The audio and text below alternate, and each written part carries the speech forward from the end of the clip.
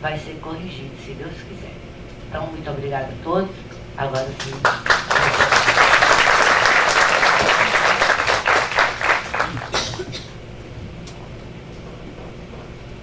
Boa tarde a todos aí.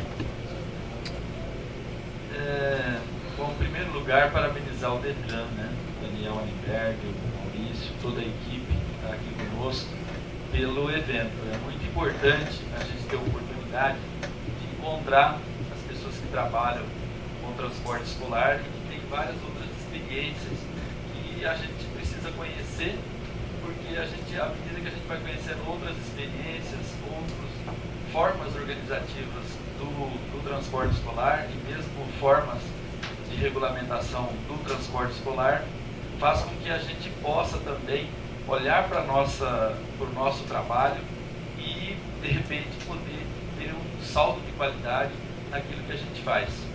Porque o transporte escolar é um dos transportes que, na minha visão, é um dos mais sensíveis, né?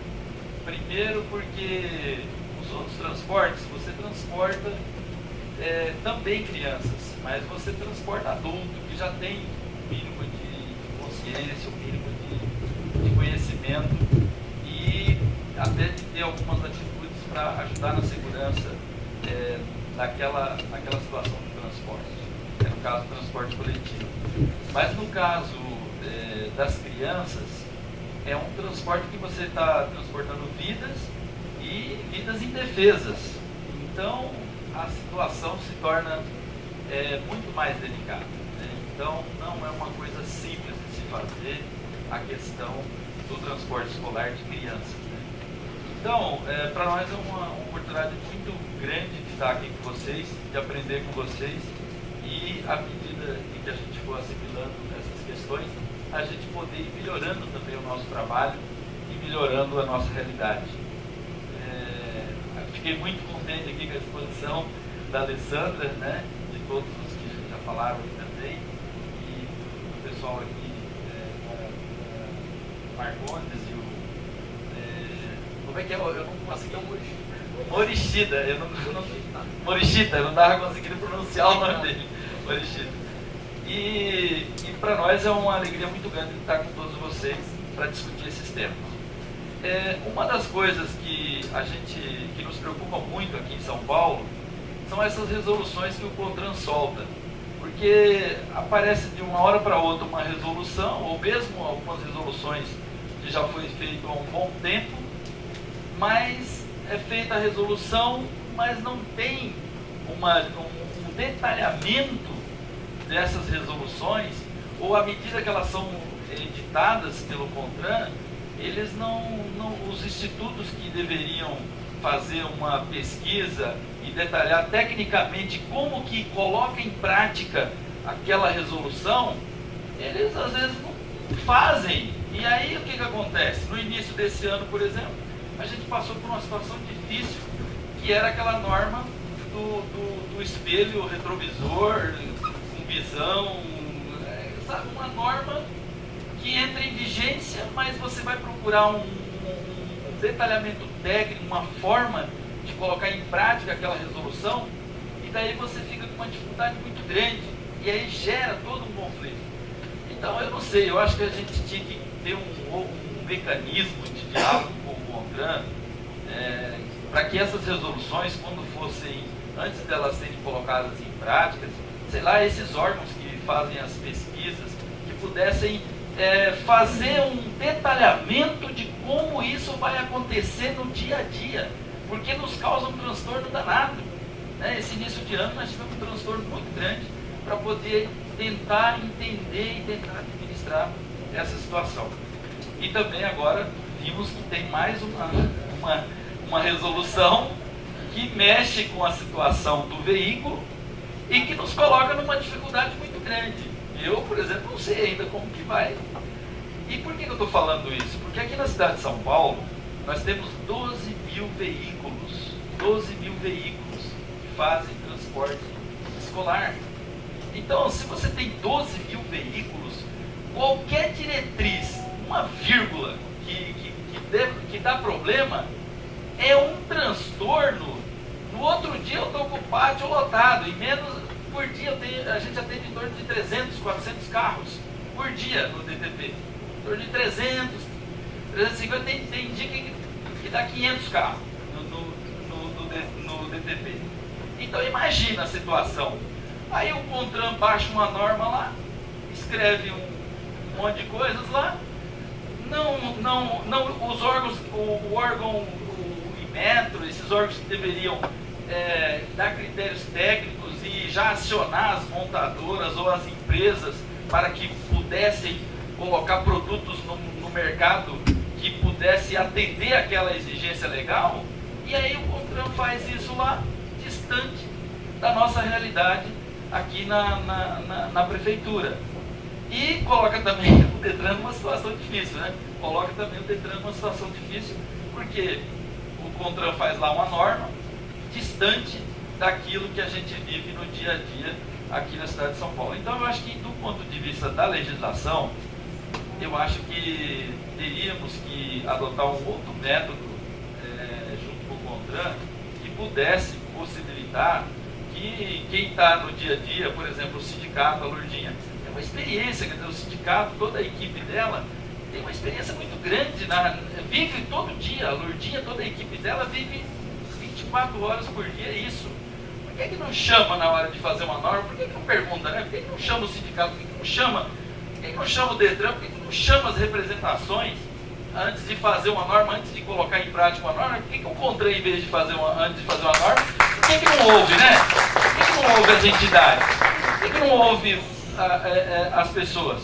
E aí facilitaria muito a vida da gente, facilitaria muito a vida da gente no dia a dia, porque eu imagino que as situações que eu vivo aqui na prefeitura, eu imagino que lá na prefeitura onde vocês estão aqui, eu imagino que não deve ser muito diferente. Só aumenta a escala, né? Só aumenta a escala, porque ali no DTP eu vivo lá uma questão muito grande.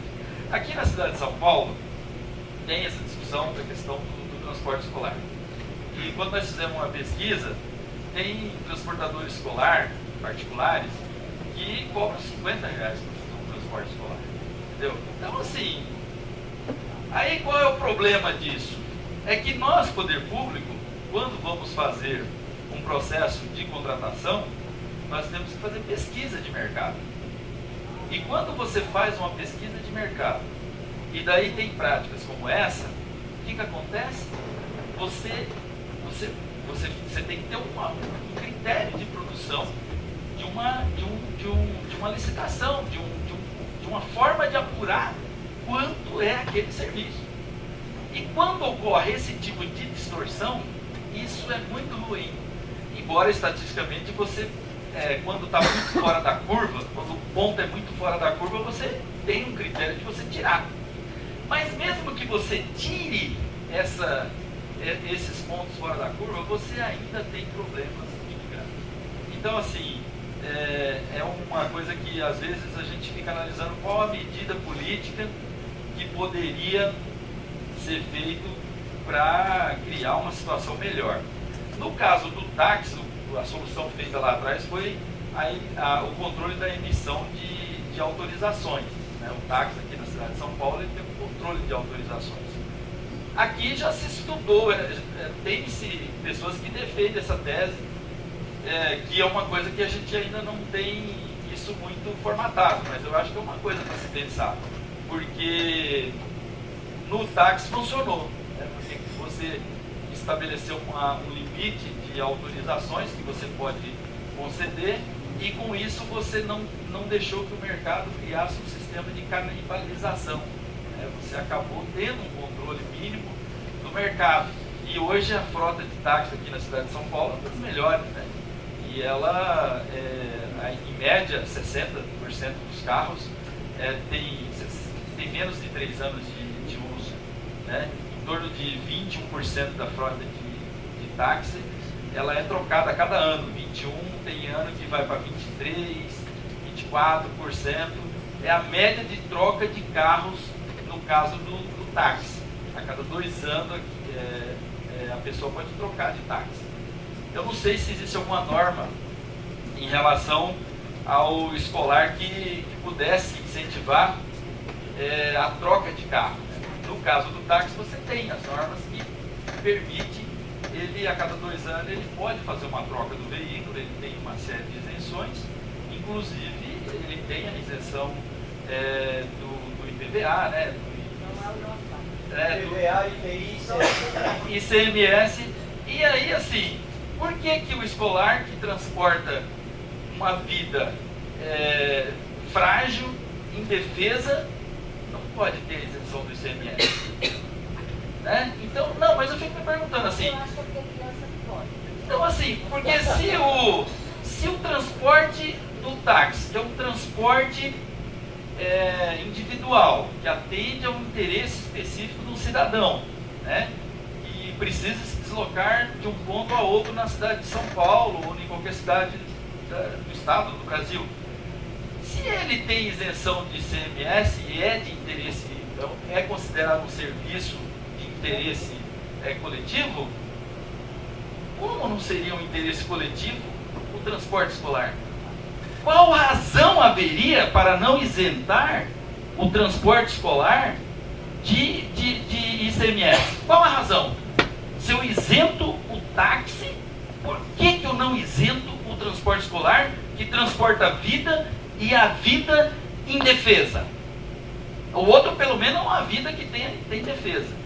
Agora, por que o transporte escolar que transporta uma vida indefesa, por que não pode trocar de carro a cada tempo e ter esse benefício da isenção do ICMS? Eu acho, sinceramente, que é uma bandeira que todos os municípios deveriam adotar. Entendeu? Eu acho que deveria ser uma bandeira do Detran, acho que deveria ser uma bandeira de todos nós aqui. Eu estou pegando esse exemplo, entendeu? Eu estou pegando esse exemplo como uma forma de incentivo. Mas eu não consigo ver razão para eu isentar. E eu não estou dizendo que está errado isentar o táxi, não. Porque o táxi também é um serviço de interesse, interesse público, serviço de interesse público autorizado, né, para o transporte individual de passageiro. Não estou questionando isso. Eu estou dizendo o seguinte: se eu tenho razão para isentar de ICMS o táxi, quanto mais razão eu tenho para isentar aquele que transporta vidas e vidas indefesas. Eu acho que qualquer Assembleia Legislativa desse país aprovaria uma lei dessa. Eu imagino, eu acho que qualquer, em sã consciência, qualquer Assembleia Legislativa desse país deveria aprovar uma lei como essa. Então, assim, eu acho que isso possibilitaria você diminuir o custo do transporte escolar e proporcionar uma melhor opção para as cidades e para o transportador ter mais uma opção de troca do veículo. Existe uma série de outras medidas que podem ser tomadas, mas a impressão que eu tenho é que essa tem mais impacto econômico na atividade econômica. Essa é a impressão que eu tenho. E por que também, de repente, o governo federal não possa criar uma linha especial para possibilitar que na questão do ICMS você tenha uma troca mais rápida do veículo, você possa aprimorar a frota e daí, de repente, a gente termos condição de padronizar as frotas. Porque como é que eu vou exigir hoje que eu faça uma padronização da frota de 12 mil veículos na capital de São Paulo se eu não tenho instrumentos de incentivo para que o transportador possa suportar economicamente essa medida? E como que eu vou implantar uma medida que eu vou sacrificar ele ou vou tirá-lo do mercado? Então nós precisamos primeiro pensar o conjunto da obra. Não dá simplesmente para eu pegar e falar: não, eu vou tomar a medida tal, mas eu não dou instrumentos. Por exemplo, eu fiquei super preocupado com essa questão do SIM. Fiquei super preocupado com essa questão do SIM. Sinceramente, me preocupou demais, porque a gente que tem filhos e que a gente já desde novinho, a gente usa cadeirinha, tudo, e quando você mostra ali, né, e a gente vê, a gente fala: puxa vida, mas na hora que a gente está transportando o filho da gente no carro da gente, o critério é um. Na hora que eu estou transportando através de uma atividade econômica, o critério é outro. E a segurança dessa criança? E quem é que paga os danos? Se aquela segurança que eu estou exigindo não é capaz de assegurar aquilo que o Estado está dizendo que deveria assegurar. Então, eu saí daqui muito preocupado, entendeu? Eu ouvi aqui e fiquei mais preocupado ainda. Então, eu acho assim, eu achei excelente a ideia desse fórum, entendeu?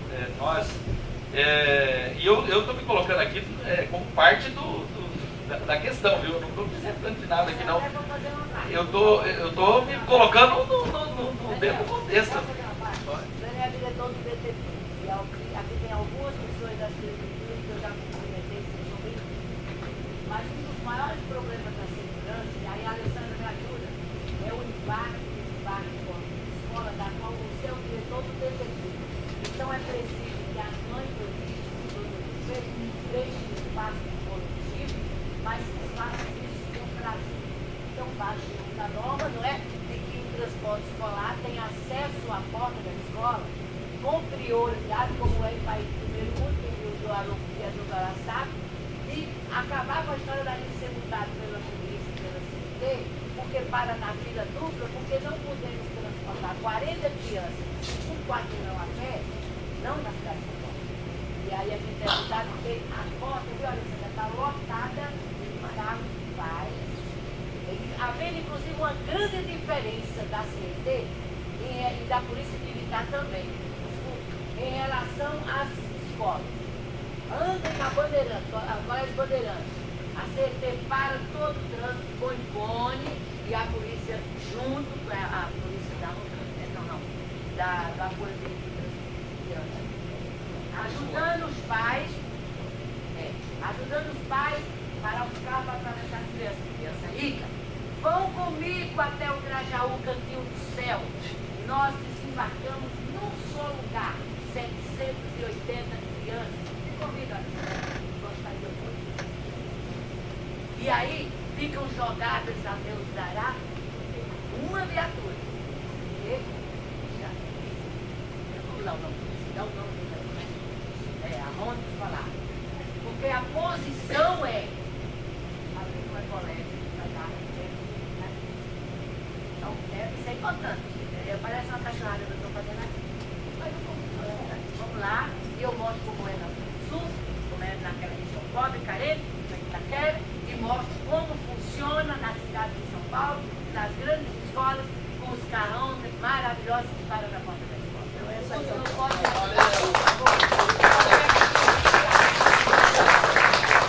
Então, eu acho que uma outra proposta muito importante que foi feita aqui, que eu acho que a gente tem que estudar com muito carinho, é essa questão do veículo com possibilidades de embarque e desembarque dos dois lados. Eu acho que essa proposta que o deputado apresentou, eu acho que também é um assunto que a gente precisa se debruçar e pensar sobre ele. Porque eu fico imaginando assim, quando você, dependendo do local, aqui em São Paulo é uma realidade bem complexa. Aqui quando você vai aqui para a periferia da cidade de São Paulo, você tem em média, cada subprefeitura tem em média 1 milhão de habitantes.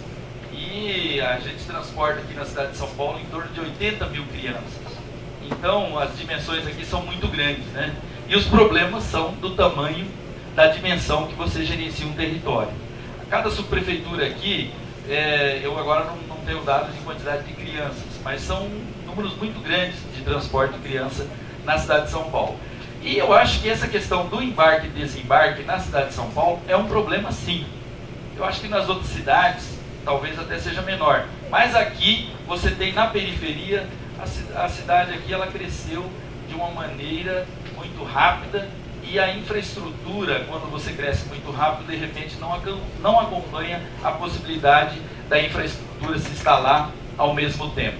E aí nós temos sim sérios problemas do ponto de vista das vias públicas aqui em São Paulo, que são vias estreitas, muitos locais foram crescendo desordenadamente e que agora, quando o poder público passa a regular esses espaços, não é fácil você solucionar essa questão como a Lourdinha está colocando aqui. Ela é uma questão complexa, difícil de ser resolvida e com uma dimensão grande, né?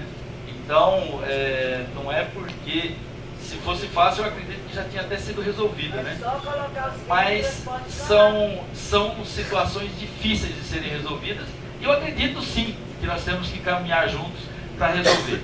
Eu também gostei muito dessa exposição que a companheira Alessandra fez aqui e até estava falando também dessa questão das exposições que o Marcondes fez e que o sindicato tem feito com suas contribuições. Eu acho que todas essas questões era importante também a gente fazer aqui em São Paulo. O DTP é um local que tem bastante espaço, que a gente pudesse também fazer esse trabalho de conscientização dos transportadores escolares e levar esse debate, porque eu acho que com o debate a gente pode formular soluções que podem ajudar muito no dia a dia das pessoas aqui em São Paulo. Então eu acho que nós deveríamos fazer isso, entendeu? Junto com o Detran, junto com os companheiros aqui, a Alessandra, a gente promover alguns eventos que reunissem os transportadores escolares aqui na cidade de São Paulo e que a gente pudesse, né, aprofundar esses temas que nós estamos apontando aqui, para que a gente verificasse quais as soluções que a gente melhor poderia encontrar para implantar as políticas públicas que proporcionem melhorar o transporte escolar. Porque eu acredito sim que é um desafio muito grande e que nós sim precisamos avançar para que ele cada dia mais possa melhorar na cidade de São Paulo, e não só na cidade de São Paulo, e em todo o Brasil, né? Bom, mas eu acho que eu já falei demais, né? Eu acho que eu já acabei tomando muito tempo aqui, então eu vou deixar aqui para os companheiros e companheiras falarem um pouco. Obrigado aí.